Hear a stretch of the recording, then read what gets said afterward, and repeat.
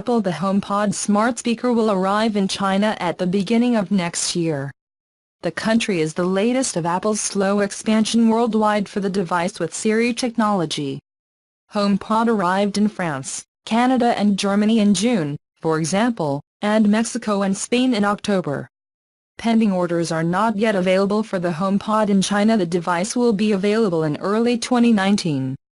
The ability of the intelligent speaker to support Mandarin and Cantonese in addition to all other languages already offers a cut over other Chinese smart speakers that only they offer Mandarin.